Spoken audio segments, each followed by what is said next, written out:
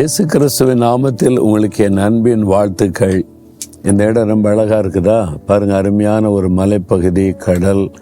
அந்த கடலுக்கும் மலைக்கும் அந்த நடுவில் ஓரத்தில் அழகான அந்த ஹோட்டல்கள் கட்டியிருக்கிறாங்க. நிறைய டூரிஸ்ட் வர்றாங்க, இங்கே வந்து தங்கி என்ஜாய் பண்ணுறாங்க. ஏன்னா இயற்கையாக அழகாக ஆண்டவர் சிருஷ்டித்து கொடுத்திருக்கிறார், மனிதர்கள் பார்த்து ரசித்து மகிழுவதற்காக. இந்த இடத்தை பார்க்கறதுக்கு ரொம்ப சந்தோஷமாக இருக்கிறது. சரி, இந்த நாளில் ஆண்டவர் எனக்கு என்ன வார்த்தை வச்சிருக்கிறார் நினைக்கிறீங்களா? நீங்கள் அசைக்கப்படுவதில்லை அப்படின்னு ஆண்டவர் சொல்கிறார். அசைக்கப்படுவதில்லையா? கொஞ்சம் அசைஞ்சு கொண்டு தான் இருக்கிறையா, என்ன பண்ணன்னு தெரியல, இந்த பிரச்சனை என்னை அசைக்குது, இந்த போராட்டம் என்னை அசைக்குது, சாத்தான் என்னை அசைக்கிறான், இந்த பொல்லாத மனிதர்களை அசைக்கிறாங்க, நிம்மதியாகவே இருக்க விட மாட்டேங்கிறாங்க அப்படின்னு கலங்குறீங்களா? நீங்கள் அசைக்கப்படாமல் இருக்கணும்னா ஒன்று செய்யணும். வேத புஸ்தகம் 1 யோவான் 2:17 தேவனுடைய சித்தத்தின்படி செய்கிறவன் எவனோ அவன் என்றென்றைக்கும் நிலைத்திருப்பான். அதாவது அவன் அசைக்க முடியாது, நிலைத்திருப்பான். யார் என்று சொன்னால் தேவனுடைய சித்தத்தின்படி செய்கிறவன். அப்போ நீங்கள் அசைக்கப்படாதபடி நிலைத்திருக்கணும் அப்படின்னு சொன்னால் தேவ சித்தத்தின்படி செய்ய உங்களை அர்ப்பணித்து கொள்ளணும். நம்ம ஜெபிக்கும் போது கூட ஆண்டவர் நம்ம ஜெபத்திற்கு பதில் கொடுக்கணுமானா தேவ சித்தத்தின்படி நம்ம ஜெபித்தா அந்த ஜெபத்துக்கு உடனே பதில் தருவார். அப்போ பிதாவின் சித்தத்தின்படி, தேவ சித்தத்தின்படி வாழ்கிறவங்க தான் பரலோக ராஜ்யத்தில் பிரவேசிக்க முடியும்னு இயேசு சொன்னார்.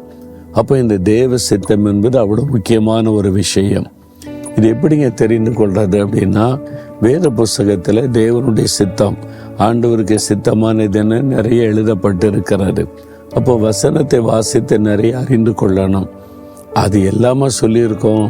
அந்த காலத்தில் நம்ம வாழக்கூடிய முறைகள் சொல்லியிருக்குது.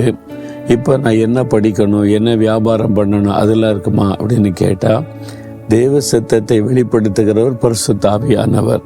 அப்போ பரிசுத்த ஆவிக்குள்ளே நிரம்பி ஜெபிக்கும் போது ஆவியானவர் தேவ சித்தத்தை நமக்கு வெளிப்படுத்துவார், நம்மை குறித்த தேவ சித்தம். அப்போ இன்றைக்கி சிலர் சொல்லுவாங்க, உங்கள் ஊழியம் வந்து கிராமத்தில் இருக்கிறதுனால தான் ஆண்டவர் ஆசீர்வதிக்கிறார் அப்படின்னு சொல்லி. அப்போ பட்டணத்தில் ஊழியம் செய்து ஆசீர்வதிக்க மாட்டாரா? எத்தனையோ ஊழியங்கள் பட்டணத்தில் இருக்கிறது கர்த்தர் ஆசீர்வதிக்கிறார். அப்போ ஆசீர்வாதம் பட்டணத்திலே கிராமத்திலே என்பது முக்கியம் அல்ல, தேவ சித்தத்துக்குள்ளே இருக்கணும்.